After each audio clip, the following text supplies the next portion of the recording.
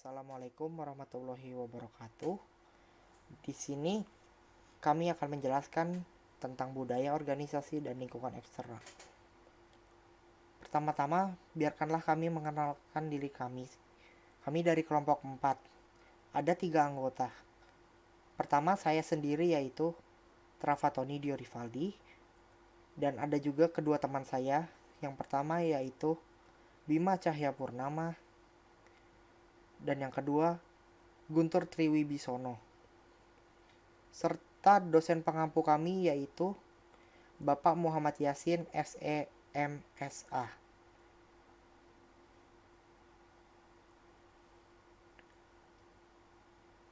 Berikut adalah daftar materi yang akan kami jelaskan. Pertama, pengertian dan pengaruh budaya organisasi. Yang kedua, jenis-jenis keragaman dan tantangannya. Yang ketiga, lingkungan ekonomi. Yang keempat, lingkungan demografi. Dan yang kelima, pengaruh lingkungan eksternal terhadap manajer. Yang pertama, pengertian dan pengaruh budaya organisasi. Pengertian budaya menyiratkan 3 hal. Yang pertama, budaya adalah sebuah persepsi, bukan sesuatu yang dapat dilihat atau disentuh secara fisik, tetapi diterima dan dipahami. Jadi karyawan menerima dan memahami melalui apa yang mereka alami di dalam organisasi. Yang kedua, budaya organisasi bersifat deskriptif, yaitu berkenaan dengan bagaimana para anggota menerima dan mengartikan budaya tersebut. Dan yang ketiga, budaya organisasi sebagai aspek penerimaan atau penganutan bersama atau shared yang dialami semua individu dalam organisasi.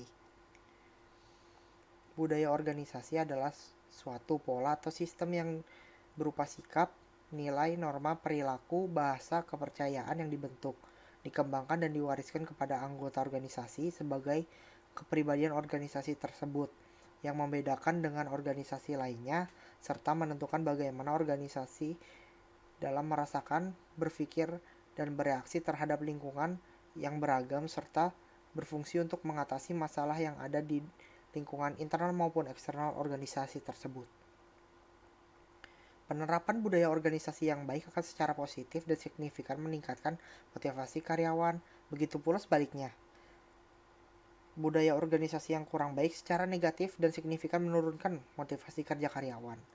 Budaya organisasi mampu memberikan pengaruh secara langsung pada terciptanya dorongan dalam diri karyawan. Karyawan yang merasa nyaman dengan kebijakan organisasi yang diterapkan mampu menumbuhkan penilaian yang positif dari karyawan terhadap organisasi yang berimbas pada kontrol akan semangat kerja dan komitmen yang dimiliki karyawan.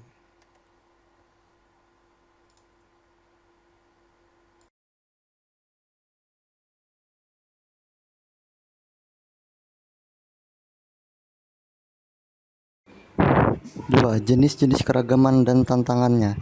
Jenis-jenis keragaman yang pertama adalah usia. Salah satu isu dengan pekerja yang lebih tua adalah persepsi yang orang miliki terhadap para pekerja itu. Persepsi tersebut adalah mereka beranggapan pekerja yang lebih tua lebih sering sakit dan mereka tidak dapat bekerja sekeras dan secepat karyawan yang lebih muda. Para pengusaha percaya bahwa pekerja yang lebih tua membawa sejumlah kualitas yang baik untuk pekerjaan karena di dalamnya terdapat banyak pengalaman, penilaian, etika kerja yang kuat, dan komitmen untuk melakukan pekerjaan yang lebih baik dan berkualitas. Namun mereka yang melihat pekerja yang lebih tua tidak fleksibel dan tidak resisten terhadap teknologi yang terus maju. B. Gender. Isu-isu keberagaman gender masih cukup banyak dalam organisasi. Lihat kesenjangan upah gender. Informasi terbaru menunjukkan bahwa perempuan mendapatkan 77 sen untuk setiap $1 yang laki-laki dapatkan secara rata-rata. Penelitian oleh Kathleen menemukan bahwa laki-laki memulai karir mereka di tingkat yang lebih tinggi daripada perempuan. Selain itu, setelah memulai belakangan, perempuan tidak pernah mengejar ketertinggalannya. Laki-laki bergerak lebih jauh menaiki tangga karir dan juga lebih cepat. Terakhir, masih ada kesalahpahaman, keyakinan yang keliru, dan opini yang tidak terbukti apakah perempuan melakukan pekerjaan mereka sama baiknya dengan yang dilakukan laki-laki. C. Ras dan Etnisitas. Ras dan etnisitas adalah jenis penting dari keragaman dalam organisasi. Ras mendefinisikan sebagai barisan biologis, termasuk di dalamnya adalah karakteristik fisik seperti warna kulit seseorang dan sifat-sifat yang terkait, yang orang-orang gunakan untuk mengidentifikasikan diri. D. Disabilitas atau abilitas. Salah satu isu yang dihadapi manajer dan organisasi adalah bahwa definisi disabilitas itu cukup luas. US Equal Employment Opportunity Commission mengklasifikasikan seorang sebagai penyandang disabilitas jika ia memiliki gangguan fisik yang secara substansial membatasi satu atau lebih kegiatan besar dalam hidupnya, misalnya tuli, sakit punggung kronis, AIDS, anggota badan hilang, gangguan skizofrenia, diabetes, dan lain sebagainya. Jelas bahwa beberapa pekerjaan tidak dapat mengakomodasi disabilitas. Misalnya, hukum mengakui bahwa tunanetra tidak bisa menjadi pilot maskapai penerbangan. Seseorang dengan cerebral palsy parah yang tidak bisa menjadi dokter bedah, dan orang dengan keterbatasan mobilitas tinggi tidak bisa menjadi petugas pemadam kebakaran dan sebagainya. Agama. Titel 7 dari Civil Rights Act melarang diskriminasi atas dasar agama, serta ras atau etnis, negara asal, dan jenis kelamin. Pada masa kini, tampaknya masalah keberagaman agama terbesar di Amerika Serikat adalah agama Islam, terutama setelah bulan 9 tahun 2011. Islam adalah salah satu agama yang paling populer di dunia, dan lebih dari 2 juta muslim tinggal di Amerika Serikat. Pada sebagian besar kesempatan muslim AS memiliki serupa dengan warga AS lainnya, namun ada perbedaan yang nyata dan dirasakan. Misalnya, hampir 4 dari 10 orang dewasa AS mengakui bahwa mereka memendam perasaan negatif atau prasangka terhadap muslim AS, dan 52% percaya bahwa muslim AS tidak menghormati perempuan.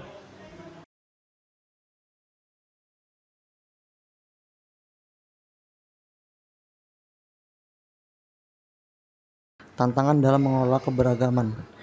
Bias pribadi. Bias adalah istilah yang menggambarkan kecenderungan atau preferensi terhadap perspektif atau ideologi tertentu. Bias ini umumnya dilihat sebagai perspektif satu sisi. Bias pribadi kita menyebabkan kita memiliki pendapat yang berbentuk sebelumnya seperti ini dapat membuat segala macam keputusan dan sikap menjadi tidak akurat. Salah satu hasil bias pribadi berupa prasangka. Prasangka atau kepercayaan opini atau penilaian yang sudah terbentuk terhadap seseorang atau kelompok orang. Prasangka kita dapat didasarkan pada semua jenis keberagaman, misal kelamin, etnisitas, usia, disabilitas, agama, orientasi seksual, atau bahkan karakteristik pribadi lainnya. Faktor utama dari prasangka adalah stereotip, yaitu menilai seseorang atas dasar persepsi pribadi tentang sekelompok orang itu. Misalnya, orang yang sudah menikah adalah karyawan yang lebih stabil daripada yang masih bujang, adalah contoh stereotip. Prasangka dan stereotip sama-sama dapat menyebabkan seseorang memperlakukan orang lain yang menjadi anggota kelompok tertentu secara tidak setara. Itulah yang disebut diskriminasi, yaitu ketika seseorang menindaklanjuti sikap berprasangka mereka terhadap orang-orang yang menjadi sasaran prasangka itu. B. Langit-langit kaca. Gagasan tentang langit-langit berarti bahwa ada sesuatu yang menghalangi gerakan ke atas, dan ide dari kaca adalah bahwa apapun yang menghalanginya tidak terlihat. Penelitian mengenai langit-langit kaca telah mengidentifikasi adanya praktek-praktek organisasi dan bias antar pribadi yang telah memblokir kemajuan perempuan. Setiap karyawan harus memiliki kesempatan untuk bekerja dalam karir di mana mereka dapat menggunakan keterampilan dan kemampuan mereka dan memiliki jalur karir yang memungkinkan mereka untuk maju seberapa jauh mereka ingin pergi. Untuk mencapainya, bagaimanapun tidak akan mudah. Namun seperti yang akan kita lihat di bagian berikutnya, ada sejumlah inisiatif untuk menumbuhkan keberagaman di tempat kerja yang dapat ditetapkan organisasi ke arah tujuan tersebut. Ketiga, lingkungan ekonomi. Lingkungan ekonomi atau economic environment adalah sifat dari area ekonomi di mana perusahaan beroperasi. Konteksnya tidak hanya lokal atau nasional, tetapi juga regional dan global.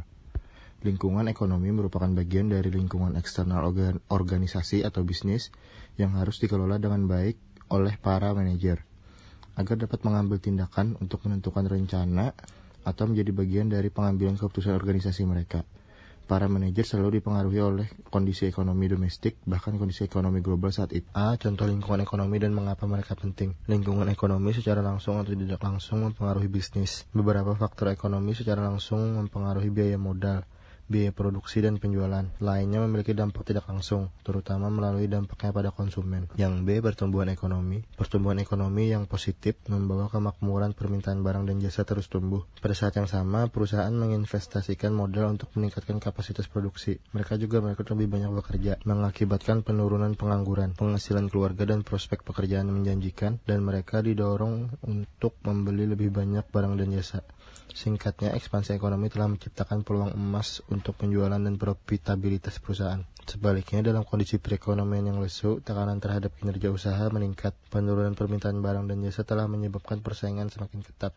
Akibatnya, perusahaan mengalami tekanan penjualan dan profitabilitas.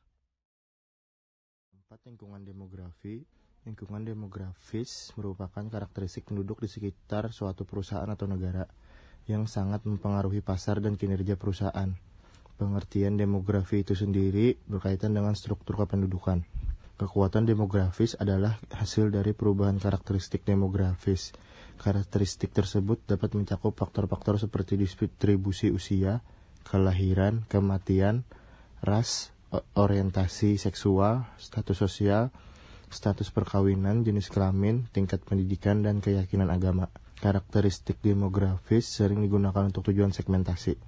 Selain itu, perubahan informasi demografis menghadirkan peluang dan ancaman bagi perusahaan dan dapat berdampak signifikan pada organisasi. Misalnya, perubahan distribusi usia penduduk merupakan contoh kekuatan demografi yang mempengaruhi suatu perusahaan. Saat ini, sebagian besar negara industri seperti Jepang mengalami penuaan populasi akibat penurunan angka kelahiran dan kematian. Dengan pertumbuhan populasi yang menua, industri seperti perawatan kesehatan memiliki peluang besar. Namun hal itu juga menjadi ancaman bagi industri seperti produk bayi dan anak-anak. Yang kelima, pengaruh lingkungan eksternal terhadap manajer. Ada 3 cara lingkungan akan menjadi kendala dan tantangan bagi para manajer. Yang pertama, pekerjaan dan lapangan kerja. Ketika salah satu atau semua kondisi lingkungan eksternal seperti ekonomi, demografi, teknologi, globalisasi, dan lain-lain berubah, salah satu kendala paling kuat yang dihadapi para manajer adalah dampak dari perubahan tersebut terhadap pekerjaan dan lapangan kerja dalam kondisi buruk maupun kondisi baik. Kekuatan kendala ini sangat jelas terasa selama resesi global akhir-akhir ini, ketika jutaan pekerjaan menghilang dan pengangguran naik ke tingkat yang tidak pernah terlihat selama bertahun-tahun sebelumnya. Bisnis terlambat dalam menciptakan kesulitan lanjutan bagi orang-orang yang mencari pekerjaan. Banyak lulusan perguruan tinggi berjuang keras untuk menemukan pekerjaan dan pada akhirnya mengambil pekerjaan yang tidak memerlukan gelar sarjana. Yang kedua, memperhitungkan ketidakpastian lingkungan. Kendala lain yang dihadirkan lingkungan eksternal adalah tingkat ketidakpastian yang ada dalam lingkungan itu, yang dapat mempengaruhi hasil yang ingin dicapai oleh organisasi. Ketidakpastian lingkungan merupakan tingkat perubahan serta kompleksitas yang terjadi di lingkungan organisasi. Dimensi pertama dari ketidakpastian ini adalah laju perubahan. Bila perubahan-perubahan dalam sebuah lingkungan dapat diprediksi, kasus toko-toko serba ada yang biasanya menghasilkan 1/4 hingga 1/3 bagian dari penjualan dalam setahun di bulan Desember, penurunan penjualan dari Desember ke Januari cukup tajam. Namun, karena perubahan ini dapat diprediksi sebelumnya, kita tidak memandang lingkungan terserba sebagai lingkungan dinamis. Bila kita bicara tentang perubahan di sini, maka yang kita maksud adalah perubahan yang tidak dapat diprediksikan. Jika perubahan dapat diprediksikan sebelumnya dan dapat diantisipasi secara akurat, maka perubahan-perubahan itu tidak menimbulkan ketidakpastian bagi para manajer. Yang ketiga, mengelola hubungan dengan para pemangku kepentingan. Para pemangku kepentingan atau stakeholders adalah pihak yang ada dalam lingkungan organisasi yang terkena dampak dari keputusan dan tindakan organisasi. Kelompok-kelompok ini berkepentingan atau terpengaruh kuat oleh apa yang dilakukan organisasi.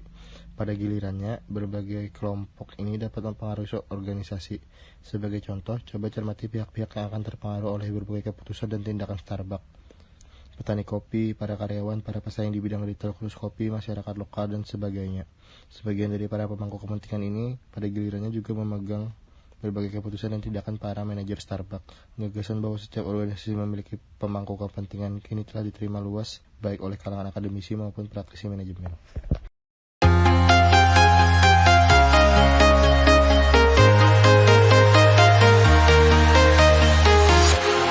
Walking alone, the streets are empty. The only thing I can see is my own silhouette. I'm getting stronger, step by step. The clock is ticking, but there's no time for regret.